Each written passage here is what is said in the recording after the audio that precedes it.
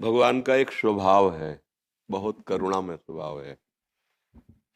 जब हम अपने भोग की सामग्री अपने सुख के लिए मांगते हैं, तो ये पुकार थोड़ा विलंब से जाती है प्रभु के कान में। उसके लिए फिर आपको योग्यता दिखानी पड़ेगी। और अगर दूसरे सुख के लिए, दूसरों के हित के लिए, देश के लिए, विश्व के लिए या किसी व्यक्ति के लिए या पशु-पक्षी के लिए भी, वो तत्काल बात होती है प्रभु से। इसमें इसमें बिल्कुल संशय नहीं। जब हम अपनी वासनाओं की पूर्ति की मांग रखते हैं, तो थोड़ा विलंब से बात होती है, क्योंकि इसमें अज्ञान से उसी जीव का पतन है जो अपने भोगों के लिए मांग। लेकिन जो देश के लिए और दूसरों के, उसको अलग से भक्ति करने की जरूरत नहीं है। जैसे एक ऋषि मुनि को परम पद मिलता है, ऐसे इस देश भक्त को भी, जो अपने देश को भगवान का स्वरूप मानकर और देश की प्रजा को भगवान की सेवा मानकर करता, उसको अलग से कोई साधना करने की जरूरत नहीं। उसकी वही गति होगी जो एक महात्मा की गति होती है। क्योंकि जैसे अर्जुन जी कह रहे मैं संन्यास लूंगा, और भगवान कह रहे तुम्हें युद्ध करना है।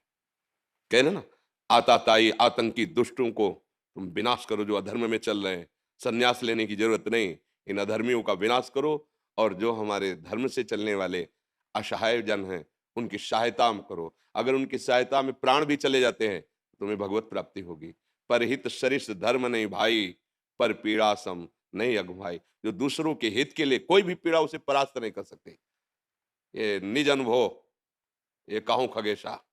जैसे कागभूषुंड जी गरुड़ जी से कह रहे कि मैं दूसरे की बात नहीं, मैं अपने अनुभव की बात कह रहा हूं कि यदि दूसरों के हित के लिए तुम्हारे मन में बात है तो कोई भी परास्त नहीं कर सकता। रोग शोक शाप ताप दारुण दुखहारी, कोई भी तुम्हें साप देकर नष्ट नहीं कर सकता। कोई रोग तुम्हें परास्त नहीं कर पाएगा। कोई भी बाधा तुम्हें गिरा नहीं सकती, क्योंकि तुम्हारा परहित की भावना है। अगर परहित की भावना है, देखो दोनों किडनी फेल है, अतरे दिन डायलिसिस होता है, और डायलिसिस मैन की हालत क्या होती है वो तो जो उनके ऊपर बीतता है।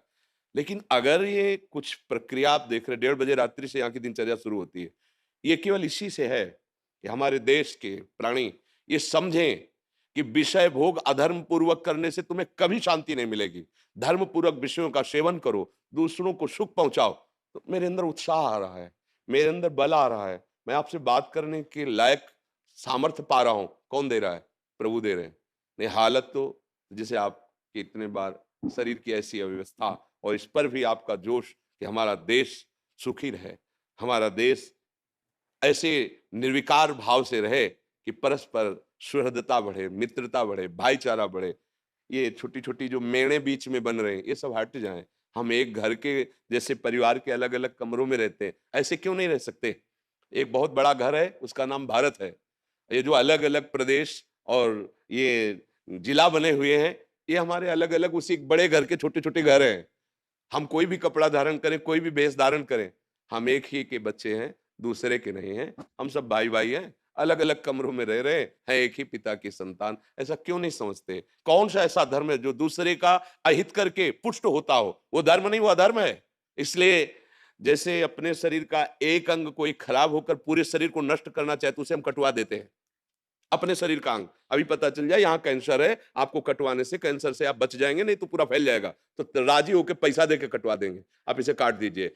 एक व्यक्ति से अगर पूरा गांव नष्ट हो रहा हो, अगर एक जिला एक गांव से नष्ट हो रहा हो, अगर एक जिला से पूरा देश नष्ट हो रहा हो, तो उसको शासन में ले लेना चाहिए, क्योंकि पूरे जीव बच रहे हैं। तो ऐसे ही जो मलिन स्वभाव के, राक्षसी स्वभाव के हैं, और ये समझते हैं कि मैं धर्म कर रहा हूं, दूसरों की हत्या करना, दूसरों को पीड़ा देना, दूसरों का विनाश करना, ये राक्षसी स्वभाव कभी धर्म नहीं हो सकता है। इनको शासन में लेना ही धर्म है, इनको शासित करना, इनको दंड देना, यही धर्म है। अगर उसकी हिंसा नहीं होगी तो लाखों को मार देगा वो। हम देश और प्रजा और विश्व शांति के लिए ऐसे अधर्मियों पर शासन करें जो अपनी बात को समझते नहीं है, केवल अपनी मनमानी को धर्म मान करके दूसरों की हिंसा, दूसरों को दुख पहुंचाना, दूसरों को विनाश करना, वो कोई भी हो, कहीं का भी हो, किसी भी धर्म का हो। जो पापी होते हैं, हिंसक होते हैं, राक्षसी होते हैं, वो किसी धर्म के नहीं होते। उनका केवल केवल दूसरों को दुख देना, भयभीत करना, आतंक मचाना स्वभाव होता है। वो किसी धर्मावलंबी नहीं। कोई भी आज तक आचार्य, कोई भी महापुरुष ऐसा किसी भी धर्म की रचना नहीं की जिसमें जो असहाय हैं, निर्बल हैं या जो निरपराधी हैं, उनका विनाश किया जाए। नहीं, इनकी बुद्धि भ्रष्ट है। ये शासन के द्वारा ही काबू में किए जा सकते हैं। एक आदमी लाखों को पीड़ित कर रहा है, एक आदमी देश को भयभीत कर रहा है, ऐसा नहीं। और जो ऐसा सोचता है कि इनका, तो मानते हैं, जैसे आपने कहा कि कई बार अटैक हुआ है, मानते हैं ऐसा हो सकता है, पर वो विधान में ही होगा आपके लिए।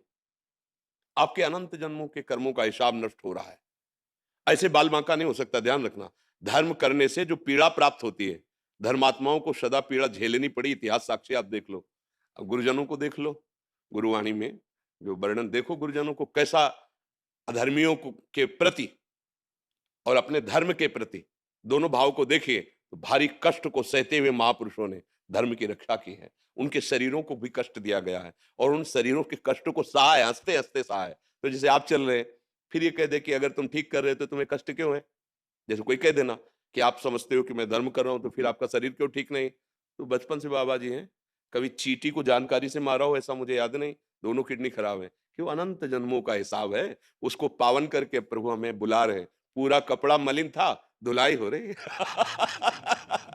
तो ऐसे जैसे धर्मात्मा पुरुष, देश रक्षक पुरुष है, उसके प्रति सोचे ना कि देखो ऐसा, तो ऐसा मत समझो मालिक वो पद देने जा रहा है उनको जहां तक तुम्हारी दृष्टि भी नहीं पहुंच सकती। मतलब यहाँ का जितना पुरस्कार है वो यहीं रह जाएगा ना। एक पुरस्कार ऐसा है जो हमें पार कर देगा, वो गुरुवाणी, वो गुरु कृपा, वो भगवत कृपा। तो हमारा हृदय आपके साथ है, शरीर भले साथ ना हो। हम अपने देश से बहुत प्यार करते हैं, देश के लिए प्राण त्यागने के भी उत्साह रखते हैं। तो हमारा देश हमारे लिए भगवान है। जब हम ये किसी भी आर्मी के जवान को देखते हैं तो अंदर से हम उसे सल्यूट करते हैं, अंदर से उसे सर झुकाते हैं। प्यारे, हम बाबा जी बन करके धर्म के मार्ग में चल रहे हैं, तुम एक वीर बहादुर होकर कष्ट सहते हुए हमारे देश के लिए, हमारे लिए उसके छोटे छोटे बच्चे हैं, उसकी पत्नी है। कौन चाहता है ऐसा कि कम से कम एक बार एक दिन में सेवा की लौट के अपने परिवार तो आ गए? ये आएगा कि नहीं आएगा उसको खुद विश्वास नहीं है कि पता नहीं किधर से गोली आके कहां से पार हो जाए, और वो रात दिन कैसी भी परिस्थिति हो, ऐसा नहीं। बहुत सुंदर इनकी साधना है, हम इनको प्रणाम करते हैं। ऐसे ही हमें जब कोई देशभक्त मिलता है, जब आपको बताया कि ये देशभक्त है, तो हमारा हृदय, हम भले खड़े नहीं हो पाए रोग के कारण, लेकिन हृदय से खड़े होकर स्वागत किया है कि हम अपने देशभक्त को प्रणाम करते हैं। जैसे हम भगवान के भक्त महापुरुषों को प्रणाम करते हैं, ऐसे हम अपने देश के भक्तों को प्रणाम करते हैं जो हमारे देश का मंगल सोचे, हमारे देशवासियों का मंगल सोचे। वो हमारा हृदय है और उसे आशीर्वाद मांगने की जरूरत नहीं। जब कह रहे हैं कि हृदय ही साथ है, तो आशीर्वाद क्या चीज होता है? हृदय ही साथ है।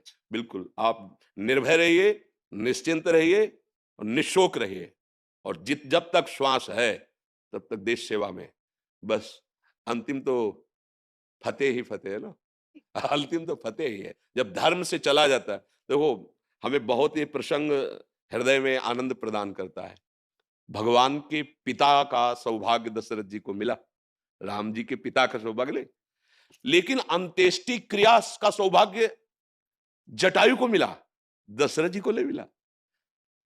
जटायु जी भगवान की गोद में ऐसे शरीर त्याग रहे हैं, भगवान की गोद में, और कह रहे हैं ये मैं कृपा नहीं कर रहा, ये आपके कर्म की गति है, क्योंकि आपने दूसरे की रक्षा के लिए अपने जीवन को समर्पित कर दिया। तात जाओ परम धाम को मेरे। तो ये जो दूसरों के हित की बात है, ये सबसे बड़ा धर्म है। भगवान उसको बहुत प्यार करते हैं। अगर हम तपस्या भी अपने लिए कर रहे हैं ना, तो कोई खास बात नहीं है, ध्यान रखना। भजन भी अपने सुख के लिए करें, कोई खास बात नहीं है। जब हमारी तपस्या, हमारा भजन हमारे देश के लिए और हमारी देश के समाज के लिए हो, वही सार्थक है। तो वही तो आप भी कर रहे हैं। आपकी सोच, आपका चिंतन, आपका प्रयास, हमारा देश सुख में रहे, हमारा देश इन आतंकी हमलों से बचा रहे, हमारे देश में कोई ऐसे कुमार्गामी प्रवेश न करे जो हमारी भोली प्रजा को नष्ट करे, कष्ट दे। बात तो एक ही है। हम यहाँ बैठे भजन बल से सोच रहे हैं, आप बाहुबल, ऐश्वर्य बल, कानून बल, इनके द्वारा आप सुरक्षा कर रहे हैं। तो बात तो दोनों ही, हम दोनों एक पिता की संतान, हम दोनों का एक ही कार्य है। भेष अलग अलग है, उद्देश्य एक ही है। हमारी तपस्या, हमारी श्वास, हमारा अनुभव, हमारा ज्ञान हमारे देश के लिए है, विश्व के लिए है। जो हमारी बात माने, जो हमारी बात सुन ले, निहाल हो जाएगा, उसके पकड़ लो केवल। तो ऐसे ही आपका है ना कि जो हमारे पास धन है, जो हमारे पास योग्यता है, जो हमारे पास बल है, जो हमारे पास शासन है, हमारी राज्य की रक्षा हो, हमारे देश की रक्षा हो, हमारी प्रजा सुखी हो, यही भगवत